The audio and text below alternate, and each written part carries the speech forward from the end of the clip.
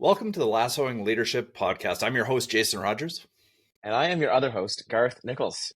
All right, we're in season 3, and this is episode 4. Garth, I couldn't be happier, and we have so much to look forward to, don't we?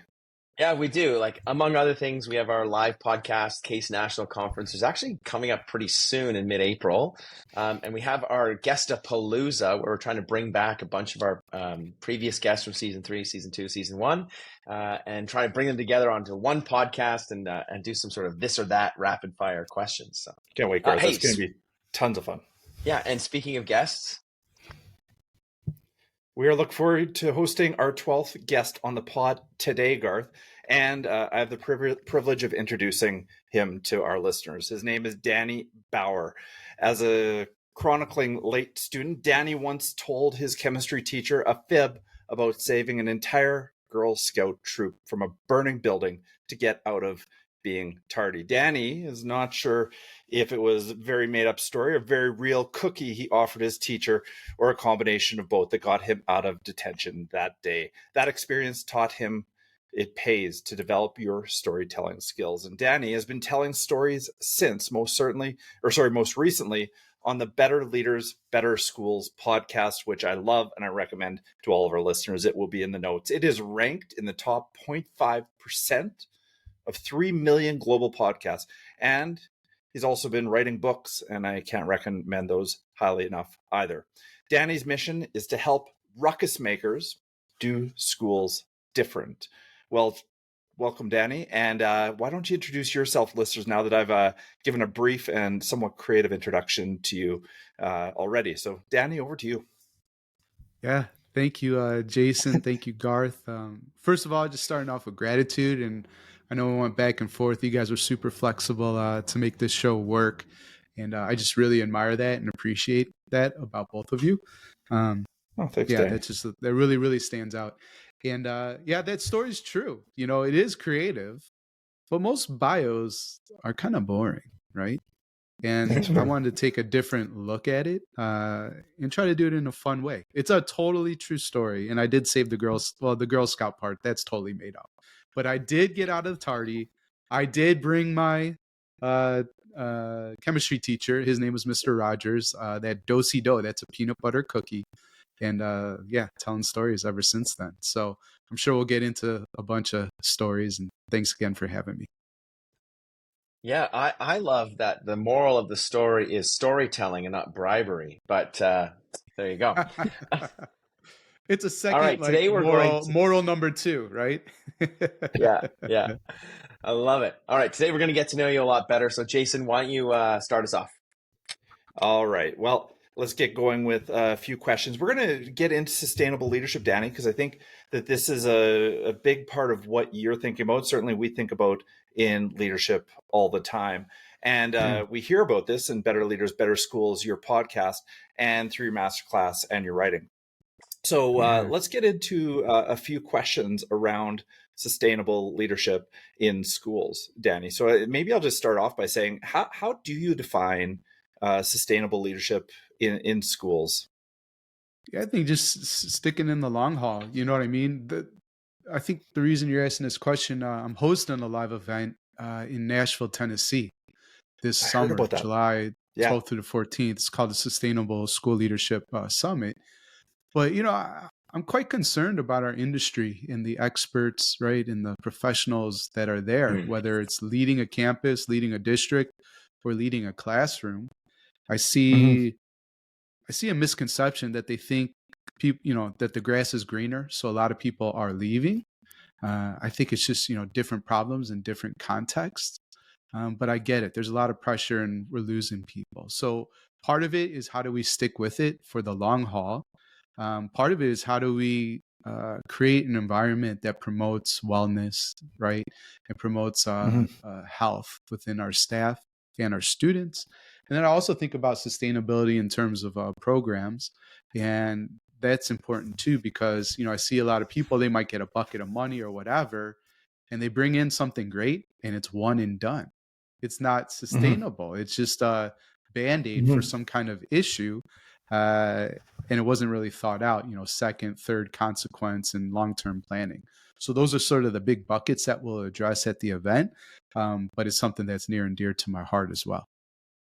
Now, Danny, you talk to a lot of leaders, no doubt, obviously on your podcast and for your writing. When you think Sure. about the biggest challenges that school leaders and leadership face, what would put you in your top 1, 2, or 3? And then, is there an easy-ish antidote to any of those in your mind?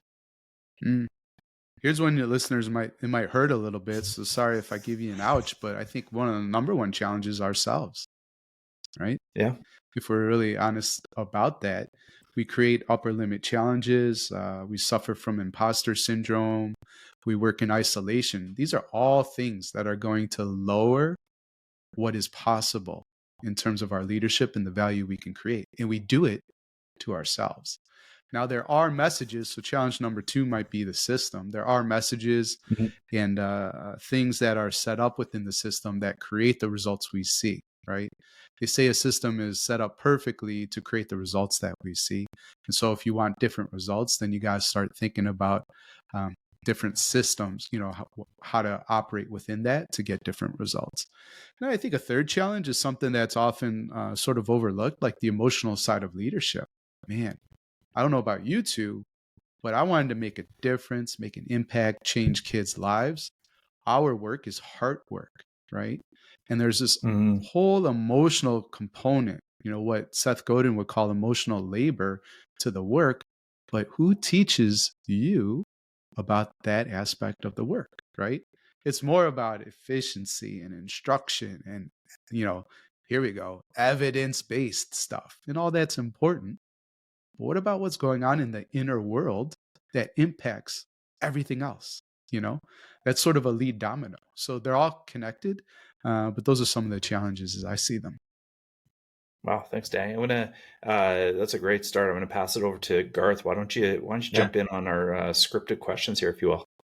Yeah, that's great. I'm super interested in the Ruckus Maker Mastermind. Like, you have this amazing cohort of leaders that are out there. You start by telling us a little bit, like, what is a Ruckus Maker? How would you define those that you describe Ruckus Makers? Yeah, because it sounds crazy, right, Garth? Like, it sounds a bit great. odd. What's going on? Well, I hope that it provokes some curiosity, right, within your listener, whoever I speak to, and that's a podcast tip for you, and that's a leadership tip for all your listeners. There's some importance when you can name who this is for, right? Who this thing is for and who it's not for. So I'll just share a 30-second story, which is that I help ruckus makers do school different. What does that mean? It means making shifts on campus from old and traditional and often broken ways of educating to new, different, and creative ways of educating. But here's the rub. It's not for everybody. It requires courage. It requires you to stick your neck out a little bit to make a ruckus. And to be honest, it's not for most people in the world and probably most people listening to this show. In my view, there's 2 kinds of leaders on a campus. There's play it safe principals who maintain the status quo. And then there's ruckus makers. And Garth and Jason, listen to this. Ruckus makers are visitors from the future, showing us how education can one day be. So the question everybody needs to answer is, what kind of leader do you want to be? And that's what it's all about. Does that make sense? Yeah. That's beautiful. I was just thinking about that in terms of, sort of this idea of like training, being ready, and then striving. Like, that's something we've just been talking about here is what does it mean to be a professional educator? We had a consultant come in and challenge us with those questions. And the training is like, okay, this is what you've done in the past. Being ready now is, what are you doing in the present? And what are you striving for in the future? And how often in education do we have an opportunity and the ability to have a strong vision for the future and then, Mm. corral those resources of planning, foresight, budgeting to make those things actually come to fruition. So no, I think that's Yeah. a great response. And listen, to our listeners, if you are intrigued by this at all, just check out this Ruckus Maker Mastermind. We'll link all this stuff in the show notes, but it's really great stuff. Thanks, Danny. And I think, as I listen to the two you talk about Ruckus Maker and the work you're doing over there, Garth, I can't help but think that Ted Lasso himself is a bit of a ruckus maker. I mean, I think he is showing the future of what, sports leadership can be like in the face of traditional leadership. And I think, what the way, Garth, you and I continue to frame this is a kinder, more compassionate way to lead. I think it's somewhat uncommon inside sport. And I think further to that, I'm going to pass it back to you, Danny, in a second here. I want to know Sure. a little bit more about, I'll tell you, in Ted Lasso, we see him creating culture through different means, mostly trying to cause an initiative called flow in his players, like taking them to the Right. London sewer system, and sometimes through friction, like when he does dons the persona of Led Tasso, which is a pretty funny moment. So in your podcast, you talk about flow and friction. Can you tell us a little bit more about what you mean by that and how it supports sustainable practice of leadership? For sure. And, I think leaders, you need to make choices and looking at things in terms of continuums. And so flow and friction is just one continuum that you can sort of view leadership through. Flow would just be making things easy, right? And you just think of a river flowing or whatever, like stuff is just happening. It doesn't take a lot of energy to keep it going once it's going and that kind of thing, right? Friction is going to slow it down and make it a little bit harder and that kind of deal.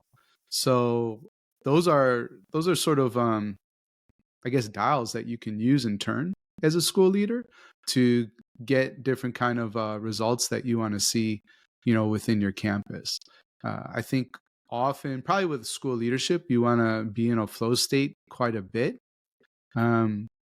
Friction, like one example I might use friction would be potentially with like discipline and how we work with students and making it a little bit less like let's question some of the things we accept as traditional or the way things have been done, because I don't know that traditional discipline actually serves students at a high level like it should, right?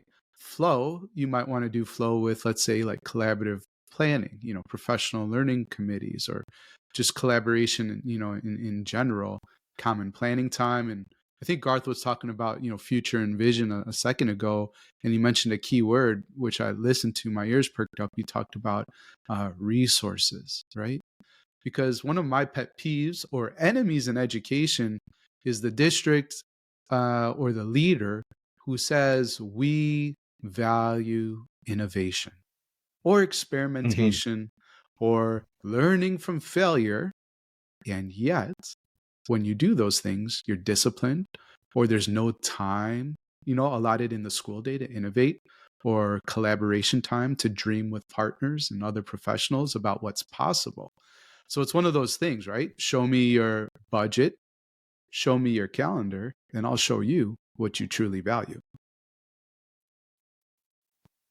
Yeah, I love that.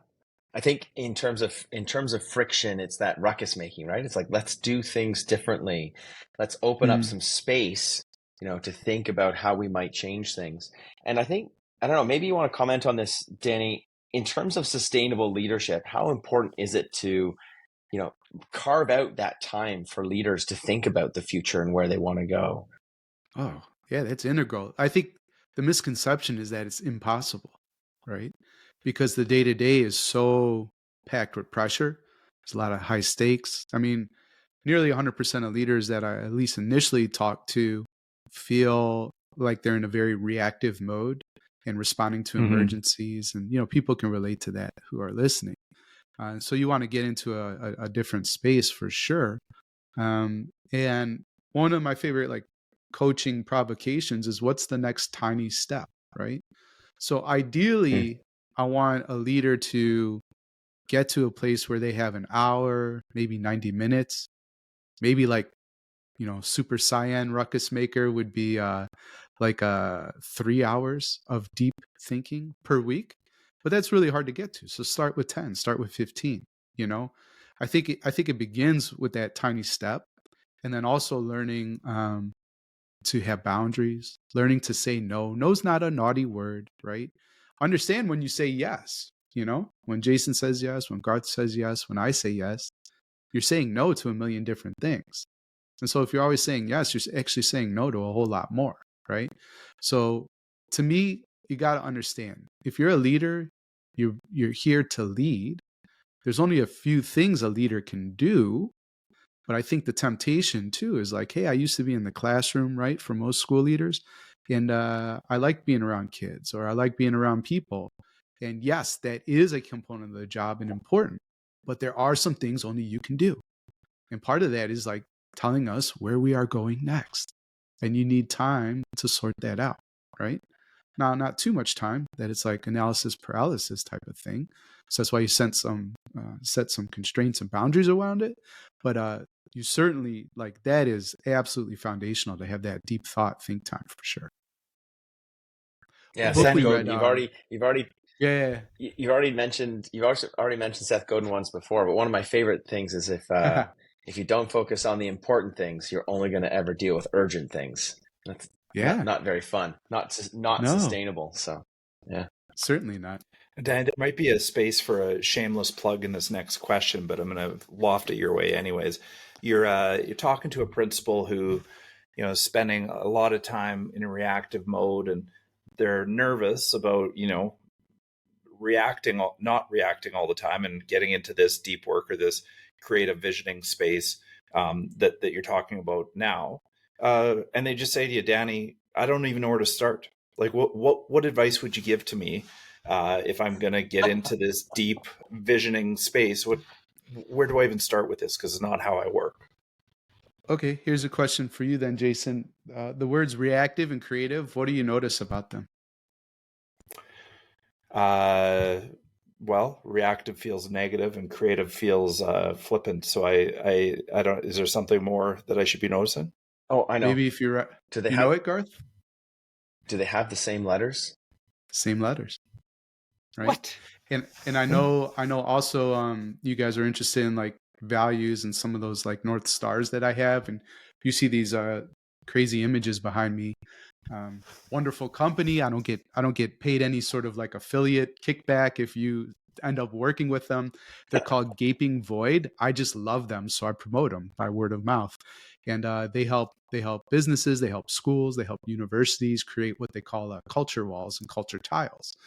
One of my culture tiles, which you can see over my curly hair, is that blue one, which says there's two sides to every coin, right? You see that one?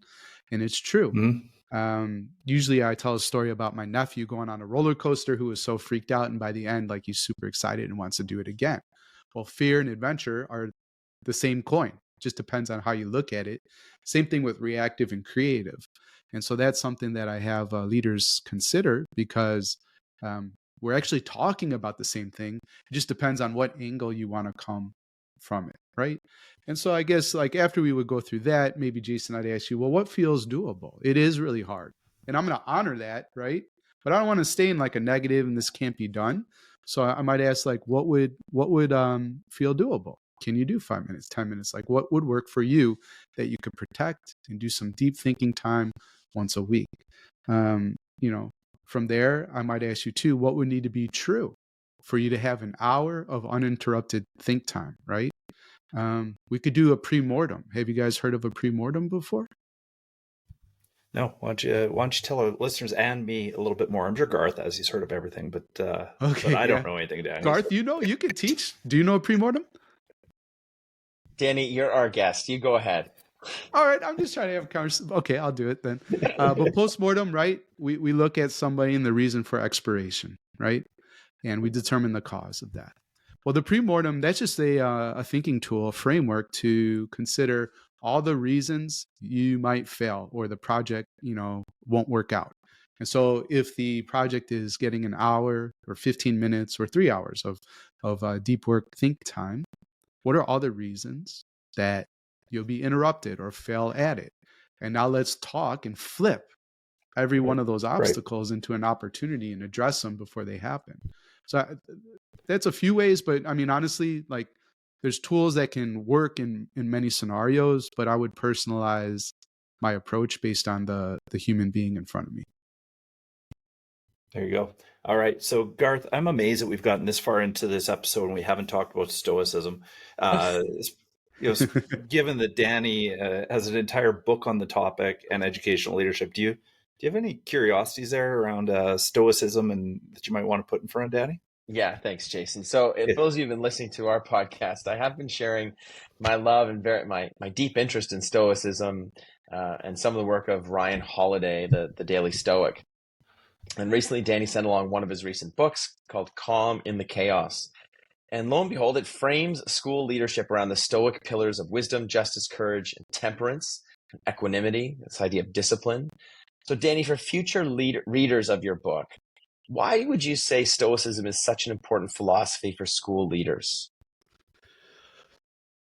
It's been so helpful in my life, right? And the cool thing about the book, I wrote it with a superintendent in New Jersey, down here in the States.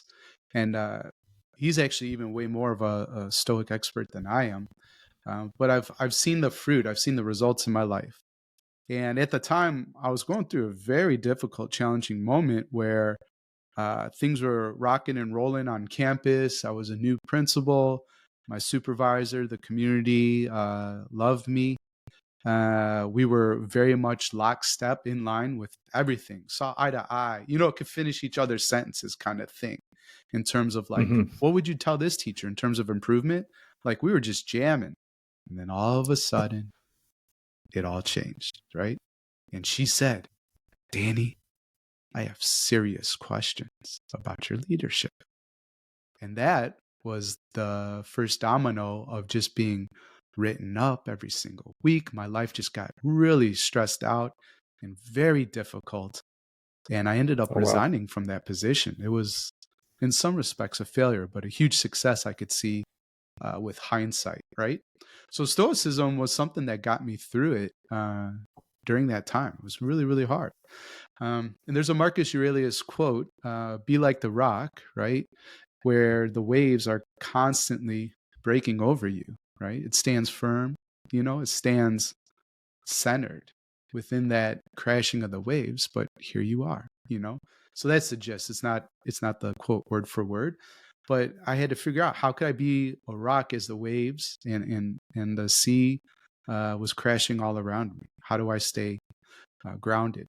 And I'll tell you this, it must have worked because the best compliment that I've ever received in my life in a campus came during that very difficult year.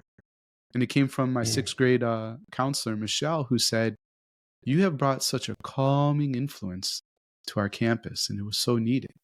And it was unbelievable to get such praise from her that she could see me in that moment, not knowing the hell that I was going through. Right. And so the philosophy really helped out. And I was introduced to it by Ryan Holiday. I think I was reading Obstacle is the Way. And so we're not trying to he's the best. Like people should read Ryan's work for sure.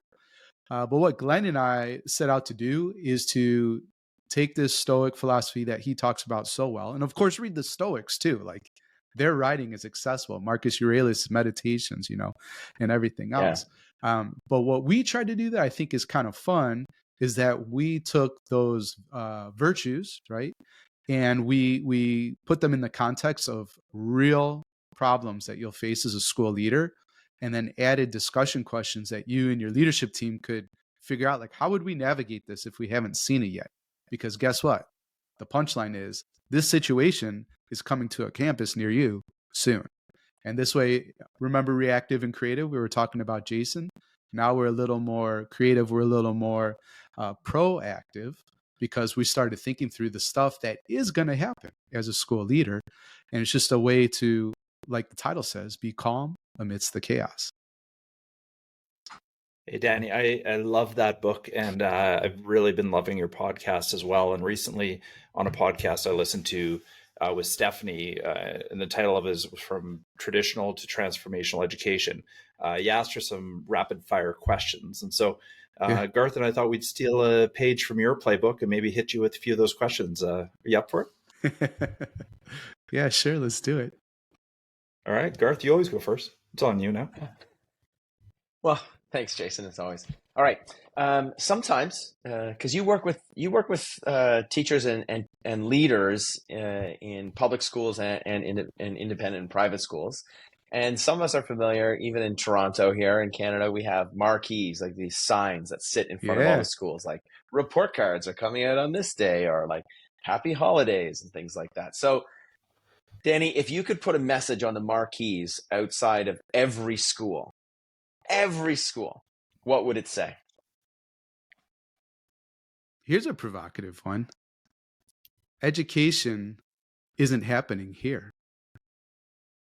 Education is happening at home. We're here to partner with you. Yeah.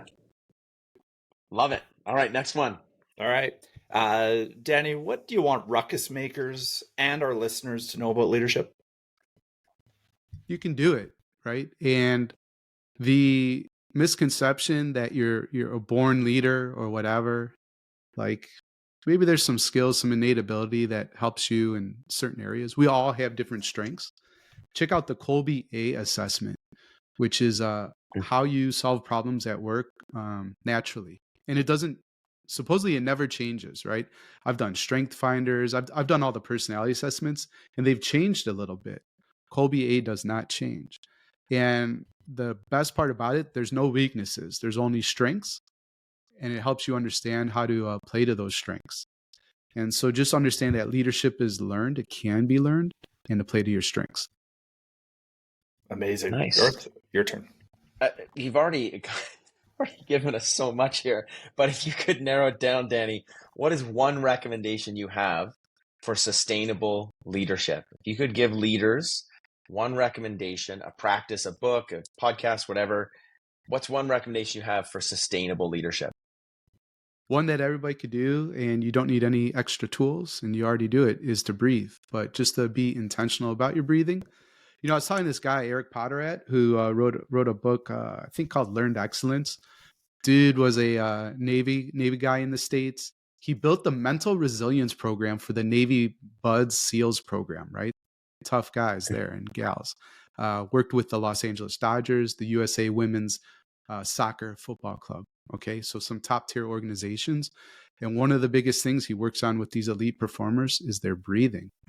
So all it is, I want people to focus on 4 seconds breath in, 6 seconds breath out. And do that 30 seconds, 1 minute, 5 minutes, if you can. That will sort of like reset your nervous system. And if you know you're heading into a difficult conversation, whatever, right?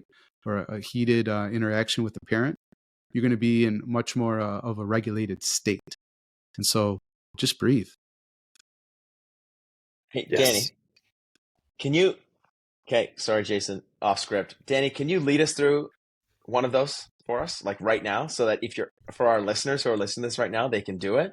Because I'll tell you one thing. I used to do this with my kids growing up, and I found myself doing it only ever in the moment when it was needed, and we never practiced.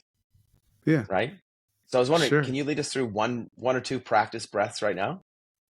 Yeah, I can do for sure. So what I say is this: just get comfortable, right? Number one, if you're sitting, if you're standing, maybe sit down, feel your feet touching the ground, your seat in the chair, gravity taking over. And just notice that the breath is already there. There's not anything you have to do.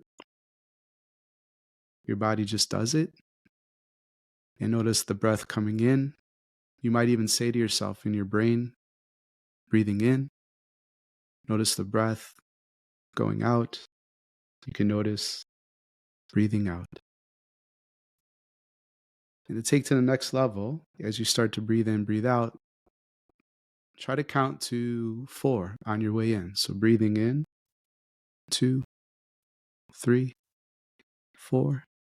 Breathing out, 6, 5, 4, 3, 2. Breathing in, 2, 3, and 4. Breathing out, 6, 5, 4, 3, 2, and 1. And if you want to continue, just keep doing that. If not, Danny, gently you open have your brought eyes. such calm, Yeah. such calm to this podcast. Well, we could do, Those are like, the I was best starting to 30 get into seconds guided of our entire meditation series. mode. And yeah, I don't know if you guys know this or not, but I'm actually getting trained to be a mindfulness meditation teacher. I'm 1 year into a 2-year program taught by the great Jack Kornfield and Tara Brach. And so I'm actually doing an intro to mindfulness and meditation course, a 4-week course for free, starting April 1st. Yeah, so that's super cool. And anyways, I'm bringing that to my coaching practice just because I know it'll Awesome. serve people. So Yeah. That's Hey, amazing. thanks for that. It's great. All No right, we got worries. 2 more rapid fire questions, and we're going to We're bring not this really one a home. rapid fire moment there, Jason. Sorry. That was like a slow down. That was absolutely perfect, though. yeah, let's crank it back up now, right? After we had some breaths, let's go. Let's go. 2 more super flip questions after that deep breathing moment. So thank you again for that. So this is a Lassoing Leadership podcast. We always ask about something about Ted Lasso. So Danny, do you have a favorite Ted Lasso character and why? Oi! Yeah, that's my boy. Say no more. Yeah. Just like that Roy That's energy, amazing. man. We all have an inner Yeah, Roy. amazing. Sometimes, you need to channel that dude. He's awesome. I love What it. I didn't know, because he plays such a serious character, I know you guys know this because you're like the Lasso experts, but I guess he's really funny. And from what I understand is that, like, he'd do a lot of improv on set, and it was hard for the cast to keep straight faces because the dude is so funny. So I don't know if they have outtakes, but I would love to see some. Yeah. Oh, for sure. Okay, last one. Oi! What's your favorite karaoke song? And I always try and bring up karaoke because I'm holding Jason accountable to his leadership challenge he's given himself to sing karaoke. But Danny, what's your go-to favorite karaoke song for you to sing? Well, then I guess Jason and I will be leading you through Don't Stop Believing, maybe, So, yeah. Classic. I mean, that's classic. But honestly, I just like singing. And one of the things I think my wife finds the most annoying about me, I actually sing made up nonsensical songs in languages that don't even exist loudly around the house quite a bit. So you can imagine what it's like living with me. It's awesome. It is totally awesome. Danny, can you lead us through one of those? No, I'm just joking. If you bring me Danny, back on an episode, we'll do a whole episode in a language that doesn't exist for like 45 minutes. The last thing I'll say, because I'm a ruckus maker, I know we're at time, but I almost started a podcast with my good friend. So we're talking about Seth Godin. Rick and myself both coached for the Alt MBA, one of his programs. And we just had a running joke about those Batman sounds, like kapow, shebang, all that stuff. We were going to do a full length, like 6-run episode of just those noises. But we never found the time to do it. But I still think that's a pretty dope idea. That's awesome. What cohort did you work with in Alt MBA? I was a student in 28, and back then they were still doing awards. So I won some kind of like awesome award, and that was a super moment in my professional career. And then after that, they invited me to coach, and I probably coached like 6 or 7 times. But then BLBS really, really took off, and I just haven't had time to stay a coach in that world. I loved it. I was in cohort 4. Dude, I lurked since cohort 1. Amazing. And then finally jumped in. Yeah. Yeah, it's powerful. So powerful. Well, Danny, we've learned, listen, thank you so much. This has been great. We've learned so much from you over the last 20 minutes, 30 minutes or so. Thanks for all these things. Like, I've got gaping void. I've got creative reactive. I got pre-mortem, stoicism, obviously, ruckus maker, the Colby A assessment. I've got our breath. I've got our oi as well. But before we go, can you tell listeners, where can they find you and how might they work with you? Well, I started with gratitude, want to end with gratitude. I thoroughly enjoyed myself and our conversation, Jason, Garth. I told you good luck with the 30 minutes, like.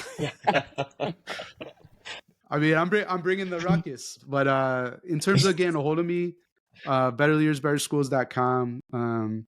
Danny at betterleadersbetterschools.com. And honestly, you can literally call or text me 312, well, +1, depending on where you're at. So USA area code, +1 312-788-7595.